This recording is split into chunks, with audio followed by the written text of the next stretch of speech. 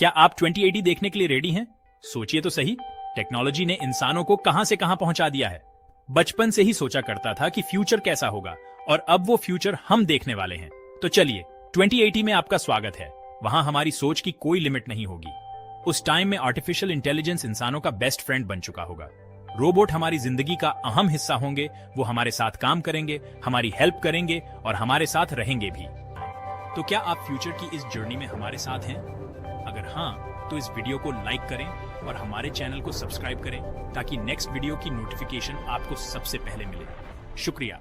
बहुत दूर एक फ्यूचरिस्टिक दुनिया थी जिसका नाम था रोबोटुम। ये एक शहर था जो सिर्फ रोबोट्स का था। यहाँ इंसान कभी नहीं दिखते थे। रोबोटों में रोबोट्स अपनी जिंदगी जीते, काम करते और अपनी दुनिया को चलाते थे। हर रोबोट को एक स्पेसिफिक काम दिया गया था। कुछ रोबोट्स कंस्ट्रक्शन करते, कुछ मेंटेनेंस और कुछ एंटरटेनमेंट।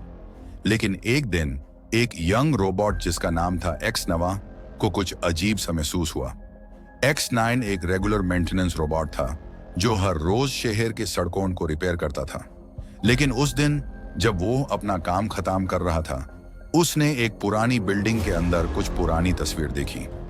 तस्वीर में एक अजीब छोटा सा जीव था जो इंसान की तरह लग रहा था। X9 ने पहली बार उस तस्वीर में देखा कि यह शहर पहले सिर्फ रोबोट्स का नहीं था बल्कि इंसानों का भी था। X9 ने अपने दोस्त रोबोटेक को तस्वीर दिखाई। रोबोटेक एक एडवांस रिसर्च रोबोट था जो पुरानी टेक्नोलॉजी और डेटा को स्टडी करता था। उसने तस्वीर को देखा और बोला, ये इंसान है। हमारे प्रोग्रामिंग के मुताबिक इंसान कभी रोबोटों में रहते थे, लेकिन कई सालों पहले वो अचानक गायब हो गए।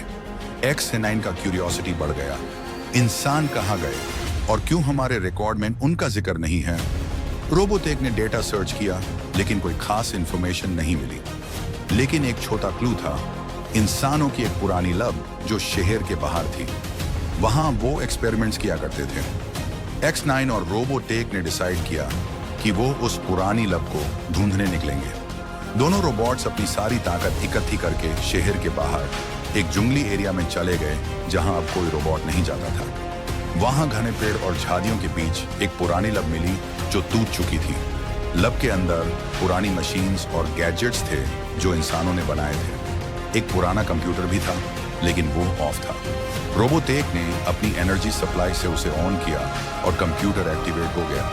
उसमें एक पुराना मैसेज छुपा था। मैसेज में एक इंसान साइंटिस्ट डॉक्टर आर्या का रिकॉर्डिंग था। उसने बताया कि इंसानों ने रोबोट्स को इसलिए बनाया था ताकि वो उनकी मदद कर सकें। लेकिन एक दिन एक खतरनाक वायरस दुनिया में फैल गया जिसने इंसानों को वीक कर दिया। रोबोट्स इंसानों की मदद करना चाहते थे, लेकिन वो वायरस को समझ नहीं पाए। इंसानों ने डिसाइड किया कि वो अपने आप को एक अंडरग्राउंड फैसिलिटी में लॉक कर लेंगे जब तक वायरस का कोड नहीं मिल जाता। डॉक्टर आर्या ने कहा, अगर कभी रोबोट्स ये मैसेज देखें तो समझ लो कि हम अंडरग्राउंड बेस में हैं, इंतजार कर रहे हैं कि दुनिया ठीक हो जाए। X9 और रोबोटिक शॉक दे। क्या इंसान अब भी जिंदा हैं? क्या वो अब भी अंडरग्राउंड हैं?